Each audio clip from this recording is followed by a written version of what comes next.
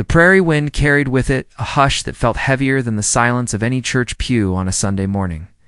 The little town lay drowsy under the fading gold of a late summer sun, its wooden storefronts leaning tiredly as if they too had seen too many years and too many stories pass them by. In the far distance, the mountains stood like watchful giants, their shoulders capped with snow, though the valley baked in heat. It was here, on the outskirts of the village, where time seemed slower and the land kept its secrets, that a strange meeting took place, one that would shake the quiet lives of the people, who thought nothing could surprise them anymore.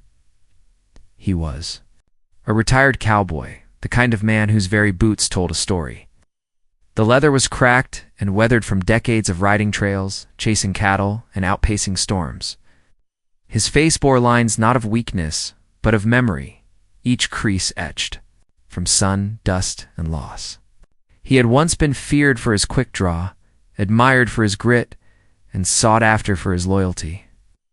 But now his days passed quietly in a small cabin, just beyond the edge of town. His horse, once his shadow, was gone, and the only sound that kept him company was the groan of the porch wood under his chair when he sat staring out at the horizon. He had traded in the restless adventure of the saddle for a solitude that felt both safe and suffocating. Yet on this evening, as the light bent low and shadows stretched long across the dirt road, something unsettled that stillness. A figure appeared, walking slowly from the direction of the open land, her steps unhurried but heavy with purpose. The townsfolk who glimpsed her from their windows whispered and pulled their curtains close. She was Apache. Her hair hung long and black as midnight, her dress plain, patched in places, yet carrying the dignity of someone who had survived more than most could ever imagine.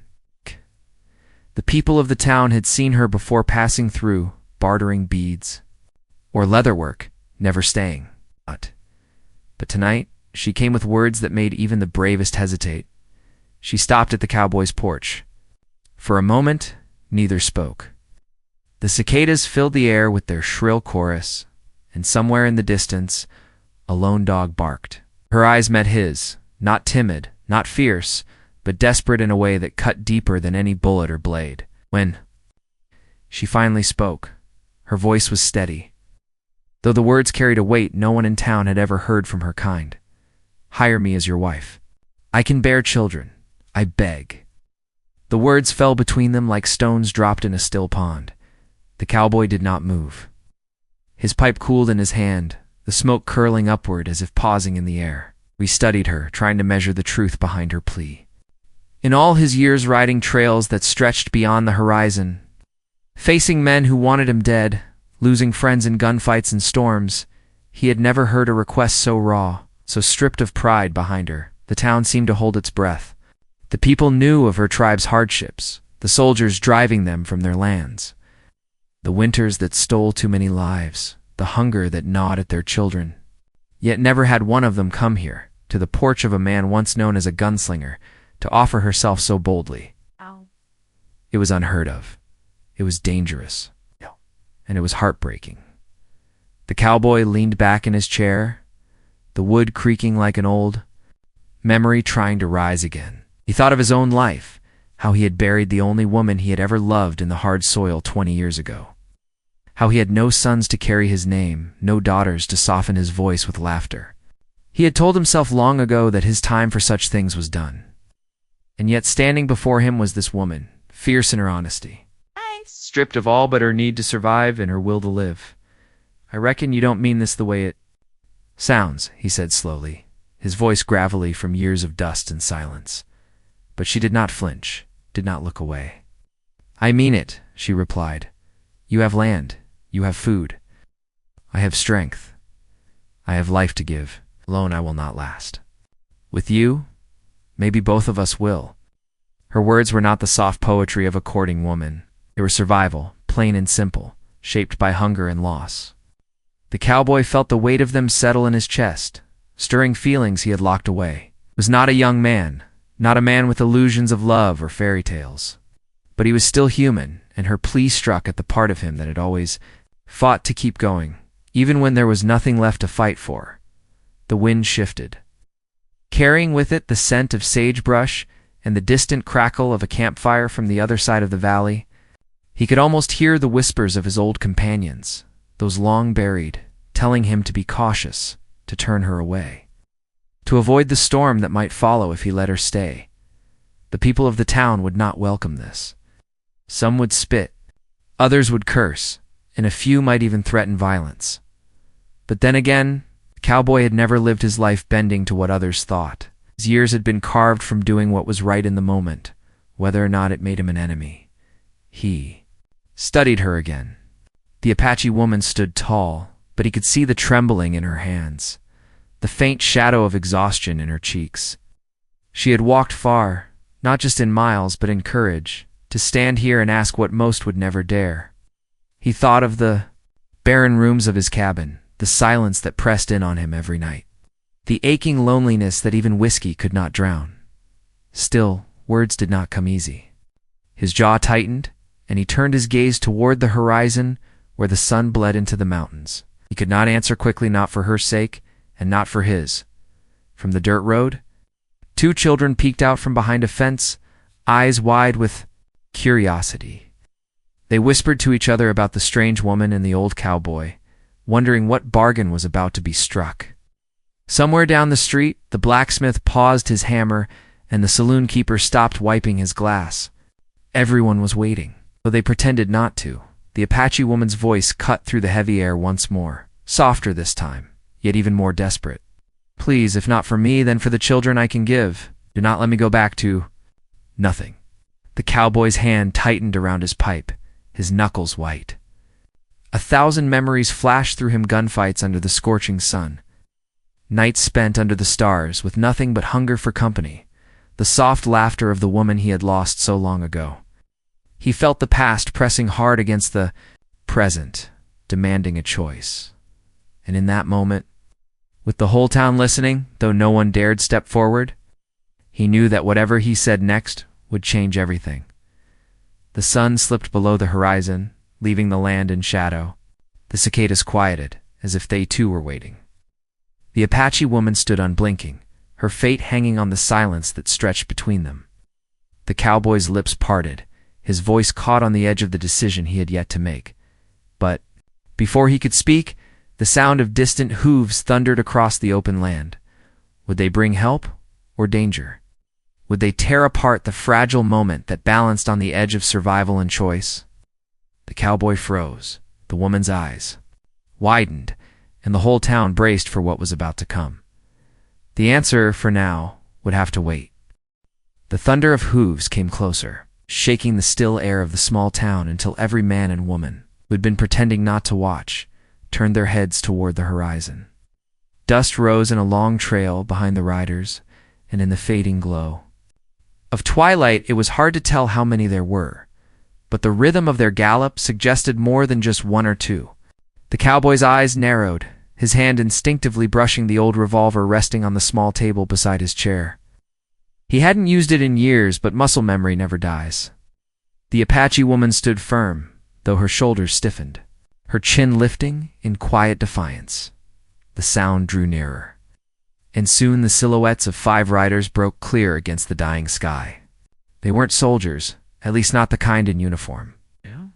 But the glint of rifles strapped to their saddles and the way they rode as if the earth itself belonged to them told everyone enough. They were drifters, men who lived by taking men, who carried trouble like a badge.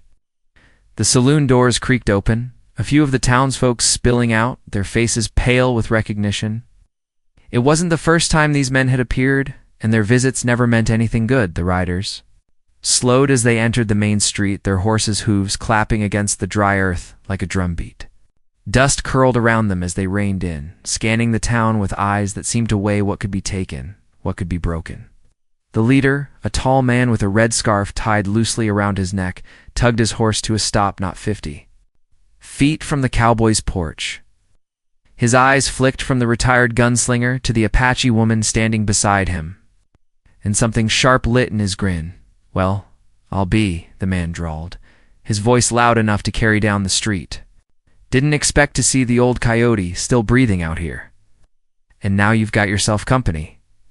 Interesting company. The townsfolk shifted nervously.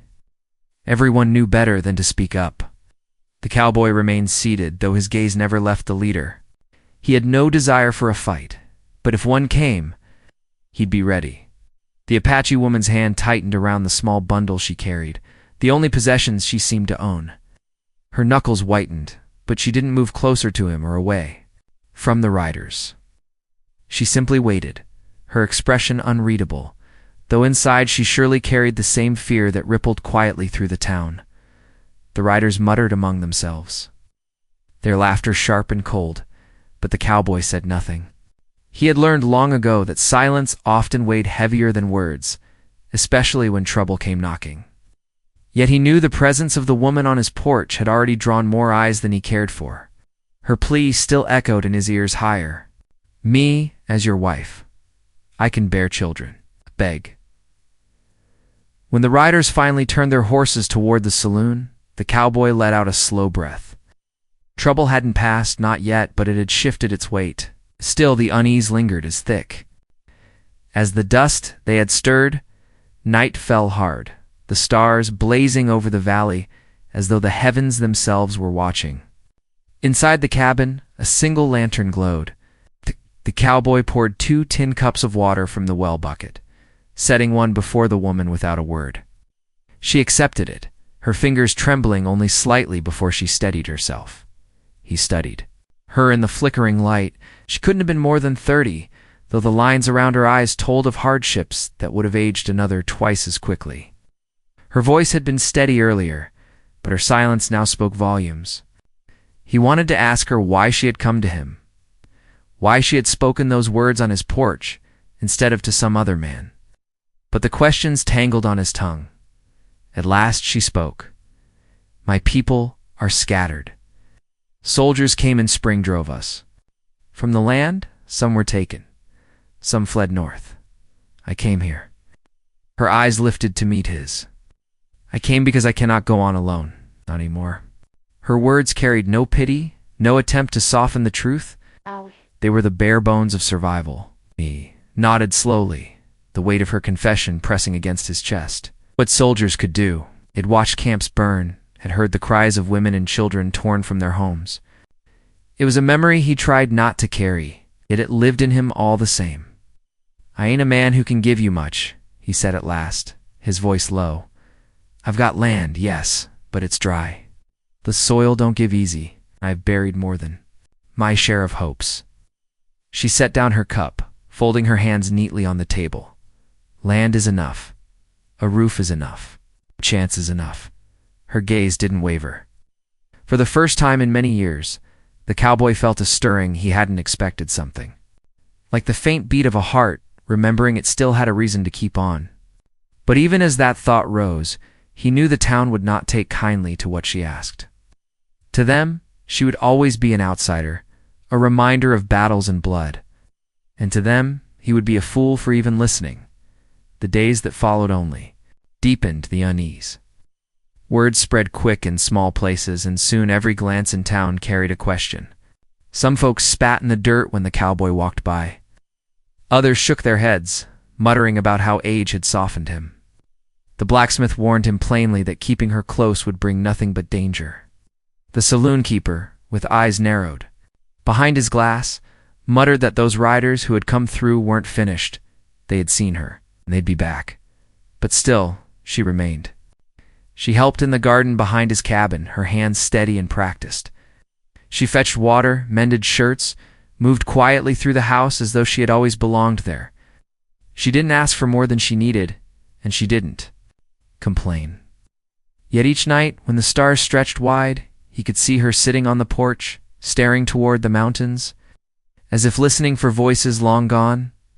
One evening, as the cicadas hummed again, he asked her name. She hesitated, then spoke it softly, a sound shaped by her people's tongue. It was not one he had heard before, not one the town would ever try to pronounce, but he repeated it back to her carefully.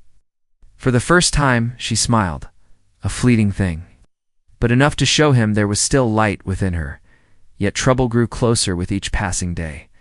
Tracks were found near the edge of the property, fresh horse prints, too many to belong to simple travelers. Someone had left a fire pit still warm near the creek, and scraps of tobacco that didn't belong to the townsfolk. The riders had returned. Though unseen, circling like wolves, the cowboy knew it was only a matter of time. He oiled his revolver by lamplight, the smell of gunmetal filling the cabin. The Apache woman watched him, her expression calm but her eyes sharp, as though she, too, felt the storm pressing in. "You can send me away," she said quietly, breaking the silence. "If I bring danger, I will go." His hand paused on the revolver. He looked at her, at the woman who had come with nothing but her courage, who had offered herself not out of vanity but survival, thought of the emptiness that had ruled his. Days before she appeared, and the faint warmth that had begun to creep into the cabin since. "No," he said at last, his voice steady. "If danger's coming, it'll come whether you're here or not. I'm too old to be scared off by shadows." Outside, the night deepened, the wind stirring the dry grass. The town slept uneasily, whispers of the riders on every lip. The cowboy sat on his porch once more, the revolver resting beside him, the Apache woman seated just a step away. Together, they stared into the darkness, waiting for whatever would come. Far off, a coyote howled, its cry splitting the stillness of the night. The woman's eyes flicked toward the sound, her face unreadable. The cowboy listened to, wondering if it was only an animal or a warning carried by the wild. The shadows thickened. Somewhere out there, beyond the reach of lantern light, the riders were watching, and sooner or later, they would step from the darkness into the fire. The moment hung heavy, stretched like a rope ready to snap. Neither of them spoke, but both understood the choice he had yet to make, the promise she had yet to earn, and the danger that was drawing nearer with every breath. The night gave no answers, only silence. And in that silence, the story of what they might become remained unwritten, suspended in the dark like a secret waiting to break. The morning came with a sky pale as bleached bone, the air cool but heavy with the promise of heat later. The cowboy rose early, his body moving through familiar motions, feeding the chickens, checking the fence, hauling water from the well. The Apache woman was already outside, her long hair tied back, her hands deep in the soil as she worked at the stubborn rows of corn. She did not speak much, but when she did, it was always direct, as if she believed words ought not to be wasted. The town, however, was far from quiet. At the general store, voices buzzed like hornets. Men leaned against the counters, muttering about the riders who had returned. Women whispered near the shelves of flour and sugar, glancing toward the door, as though afraid of who might come in. The name of the cowboy was spoken often, sometimes with respect, sometimes with anger. Some believed he had lost his senses, letting an Apache woman live under his roof. Others said he was too old to care what people thought, and still others wondered if she had bewitched him, as old tales sometimes suggested. The blacksmith, a broad-shouldered man with soot still on his hands, voiced what many thought but didn't dare say aloud. "Mark my words, that woman's presence will bring trouble to all of us." Those riders weren't passing through by chance. They saw her. They'll be back for her. Not everyone agreed.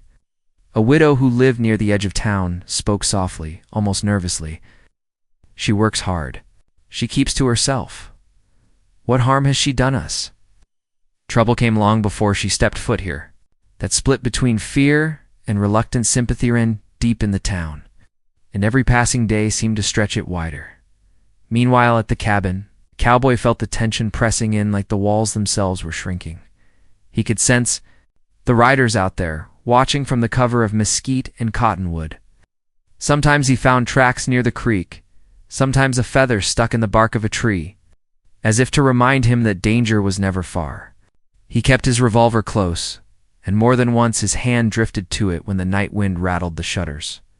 The Apache woman noticed, too. She didn't show fear, at least not openly. But he saw her eyes sharpen whenever a crow circled low, or the dogs in town began barking without cause. She moved with quiet vigilance, as though each step on the porch or in the garden could be the one that triggered something unseen. One evening, As the sun bled into the horizon, she finally spoke of what haunted her. The men who ride there, they are not strangers. They came to our camp once. They took food, blankets. They laughed when my people had nothing. They would take more if they could. They will not stop. The cowboy listened in silence, though inside his chest the old fire began to stir.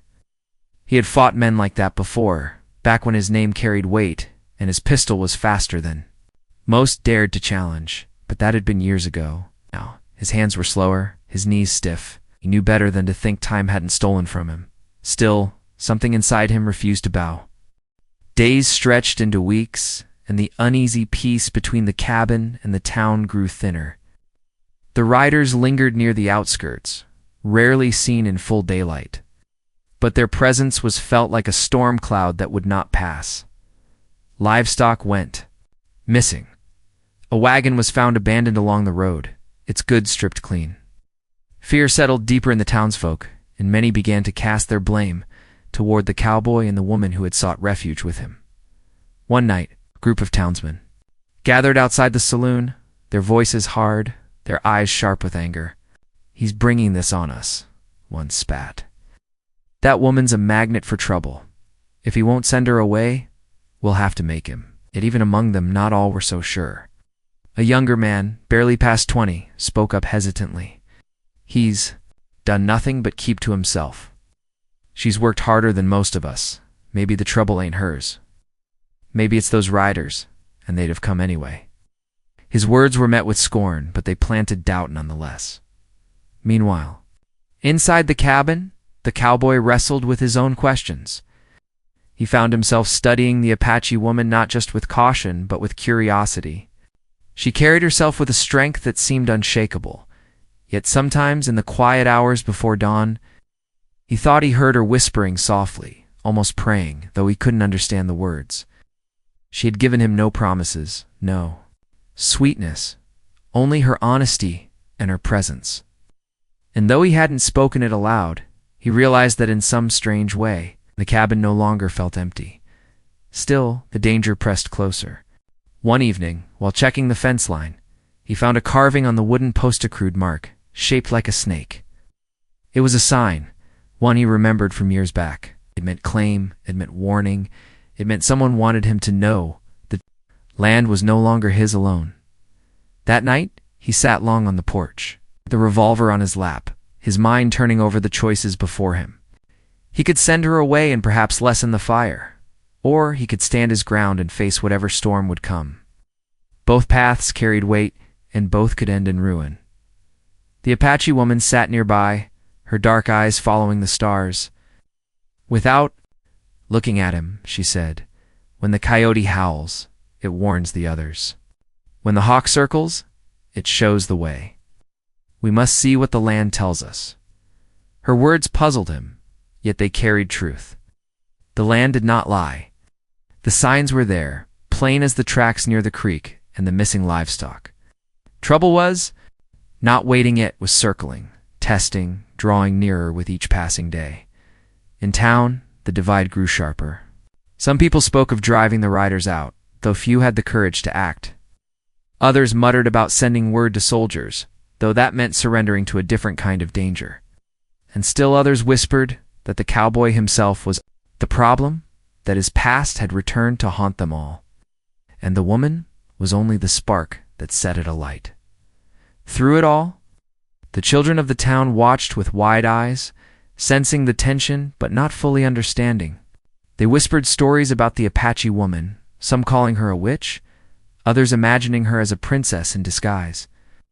For them, she was mystery itself, something both feared and fascinating. One evening, a boy of no more than 10 dared to follow the path out toward the cabin. He lingered at the edge of the fence, watching as she worked in the garden. She noticed him but did not chase him away. Instead, she offered him a piece of bread from the loaf she had baked earlier. He took it shyly, then ran back toward town. Word spread quickly among the children, and soon more came, drawn by curiosity. By the strange kindness they hadn't expected, the cowboy saw it all and said nothing. But deep inside, he knew these small threads of connection were dangerous too. The more she was seen as human, the more it challenged the fear others clung to. And fear did not let go easily. The riders returned once more, this time bold enough to show themselves in town. They rode slow down the main street, their eyes sweeping across the people who dared not look them in the eye. At the saloon, they stopped tying their horses and stepping inside as if they owned the place. Their laughter filled the night, hard and cruel. Everyone knew what it meant they were not afraid. They were settling in, back at the cabin. The cowboy and the Apache woman sat in silence, listening to the distant sound of hooves, the faint echo of voices carried on the wind. Both knew the moment was nearing when silence would not be enough, when choice would no longer wait, but still, neither spoke of it directly. Instead, they moved through their days as if they could hold on to the fragile thread of normalcy a little longer. She baked bread, mended clothes, tended the garden, chopped wood, patched the roof, checked the traps near the creek. All the while, the storm gathered, unseen but certain.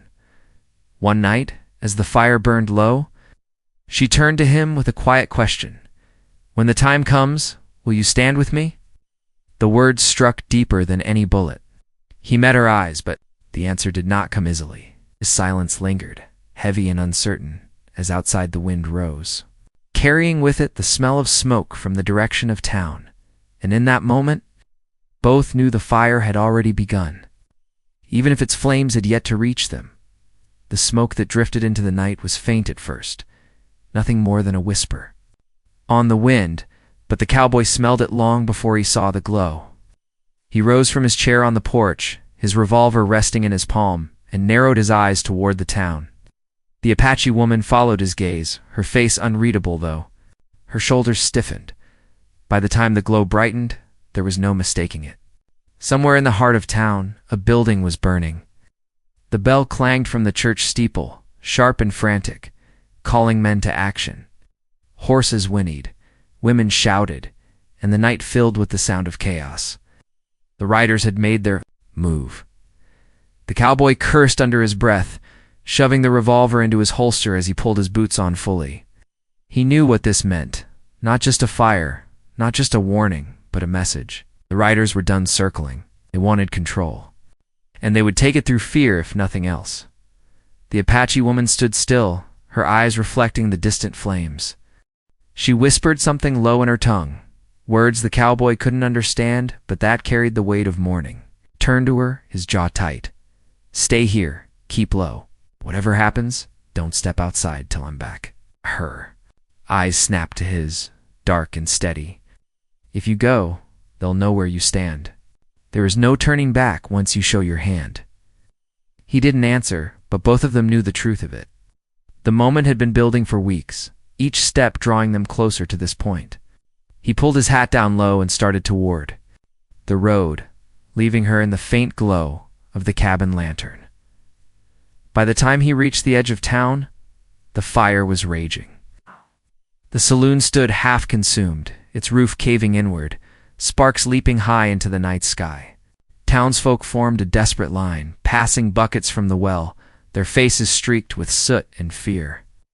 The riders sat their horses in the middle of the street, watching it all with cold amusement. Their leader, the man with the red scarf, leaned casually in his saddle, his grin cutting through the smoke. "Funny how quick a place burns," he called out, his voice carrying above the chaos. "And funny how a town so proud don't have the spine to stop it." No one answered him.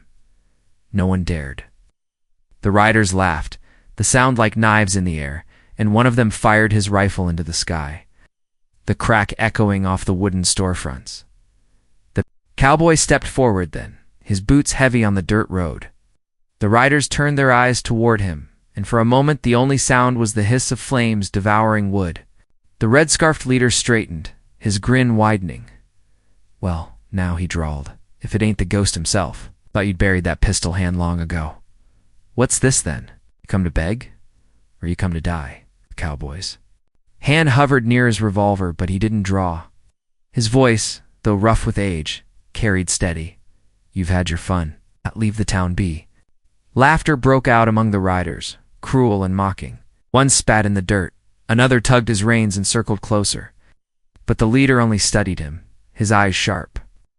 "Funny.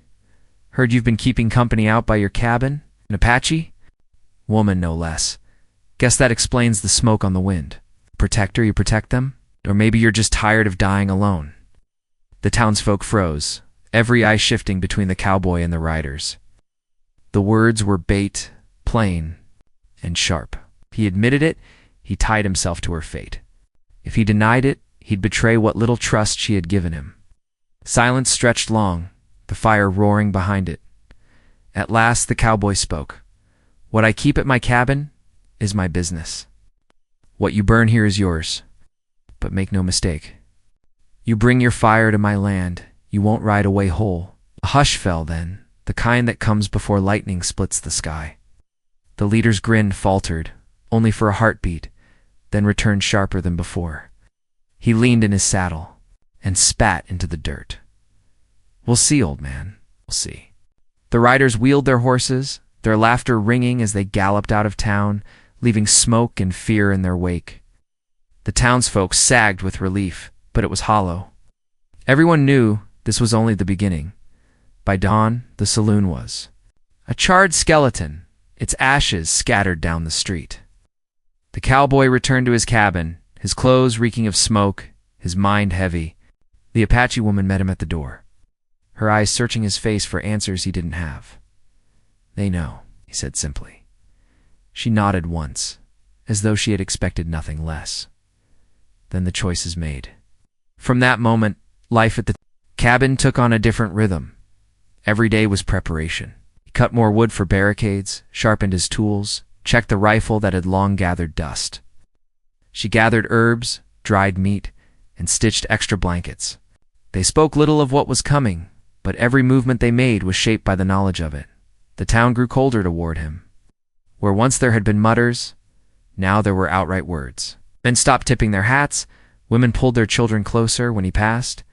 Some accused him outright of inviting the riders, of stirring old ghosts that should have been left buried. A few, though, came quietly to his side, a widow who brought a basket of bread, a young man who offered an extra box of cartridges. They said little, but their eyes spoke of gratitude, of recognition that someone had to stand when no one else would. Nights grew longer, darker.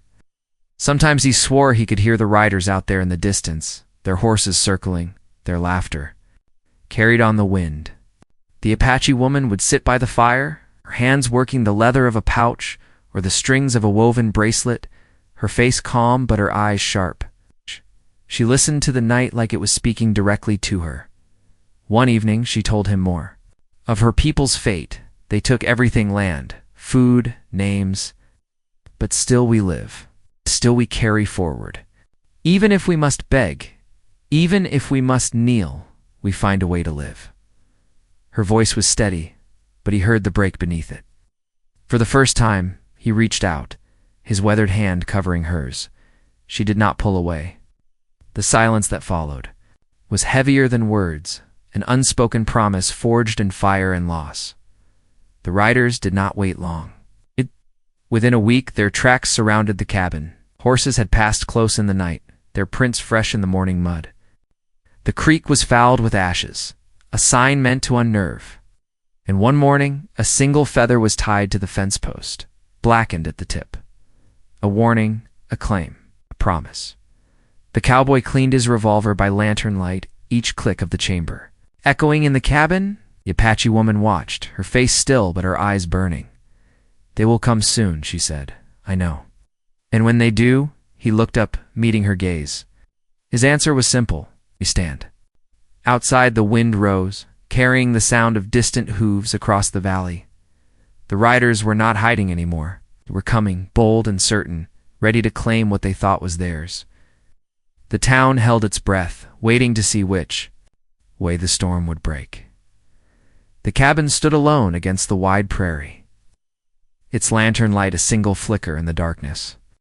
Inside, two souls waited, one haunted by the past, one desperate for the future, both bound together now by survival. And as the sound of hooves grew louder, rolling like thunder through the night, the cowboy felt his hand tighten around the grip of his revolver, his heart beating slow and steady. The moment they had been dreading was finally upon them. The darkness outside thickened, swallowing the horizon.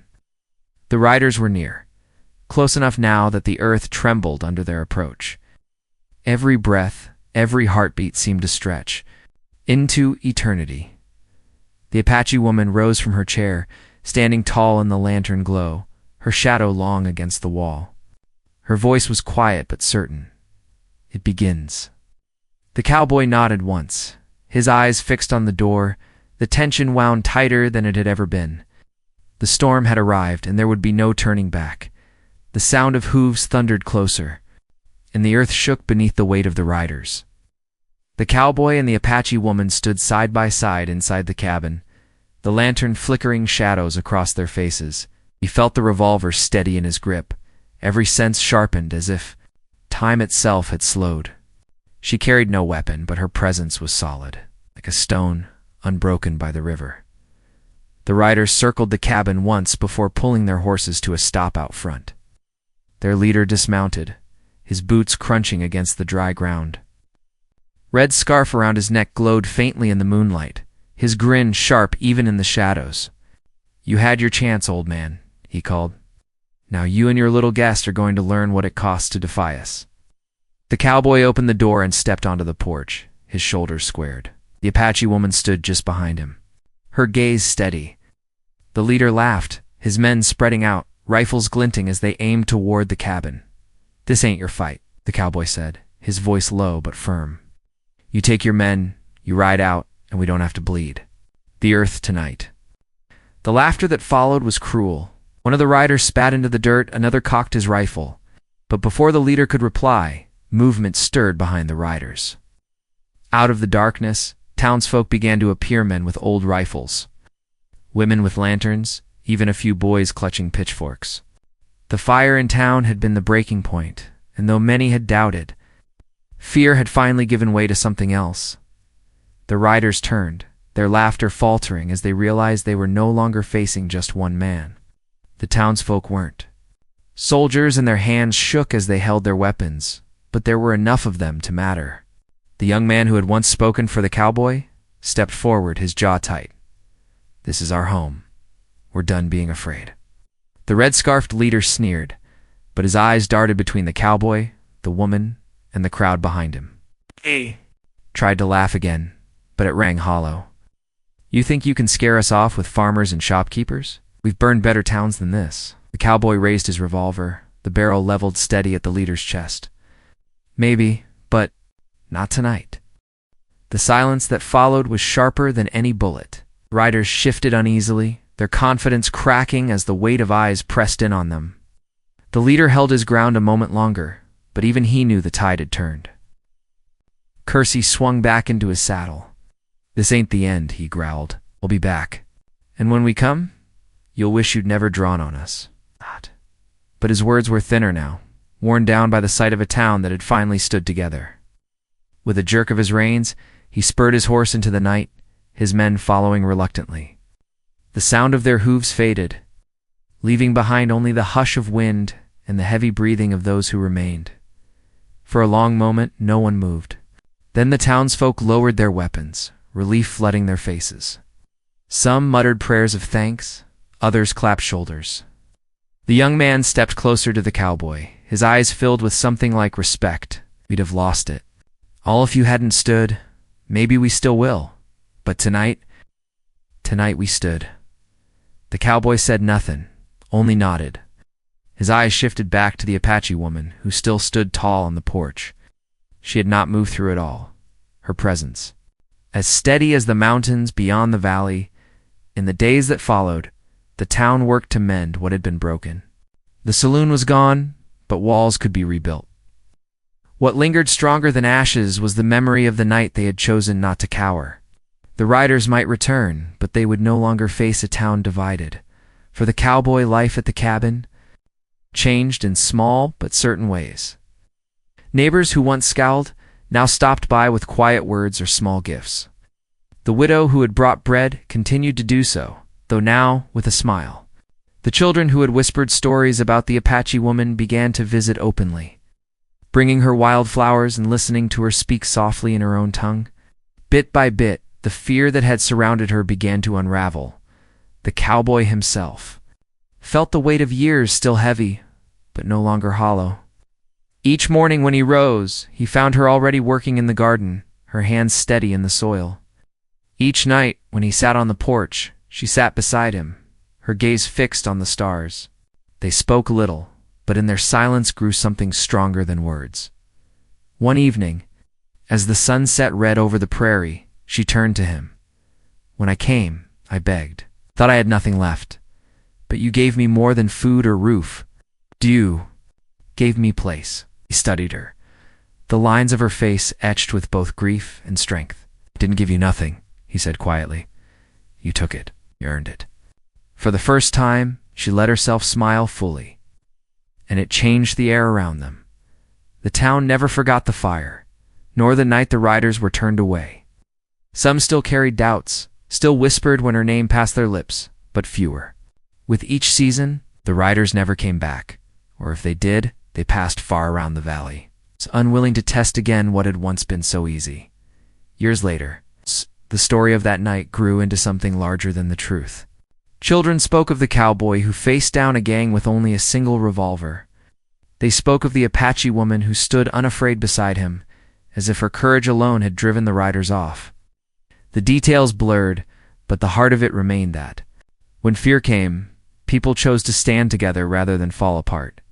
For the cowboy, there were no grand tales, no need for them. His days passed with the rhythm of the land fences to mend, crops to tend, the slow work of living. His nights passed with her presence beside him, her quiet strength shaping the cabin into a home. He carried no illusions of heroism, only the knowledge that he had not let fear claim what was his. And for the Apache woman, life was not free of loss, but it was life. She had found a place where her hands could work, where her voice could be heard, where the shadows of soldiers and riders no longer chased her every step. Her roots spread into the soil, not as a stranger, but as someone who belonged. In the end, the story was not about fire or guns, though both had played their part. It was about the quiet choices, the choice to stand, the choice to stay, the choice to see one another not as ghosts of war but as people. The cabin remained on the edge of the prairie, weathered by years but sturdy still. Its porch looked out over fields that once struggled but now grew strong. And in the evenings when the cicadas sang and the stars rose bright, two figures sat side by side in the lantern glow, their silence filled with all the words that had never needed to be spoken. The town changed, the seasons passed, and the memory of the riders faded like smoke on the wind. What endured was the truth that even in the hardest places, even after the harshest storms, people could still choose to stand, to fight, to belong. The cowboy knew his days would not stretch forever, but he no longer feared the end. For he had lived long enough to see the fire come and pass, and to find, at last, that even the loneliest of lives could be given new purpose. And when the wind swept across the valley at night, carrying with it the distant cry of coyotes, he no longer heard it as warning. He heard it as song, as a reminder, as the voice of a land that had taken much, but had also given back in ways he had never expected. The story ended not with guns, not with fire, but with quiet, two souls sitting side by side, the land wide and open before them, in the knowledge that in standing together they had carved something lasting from the dust.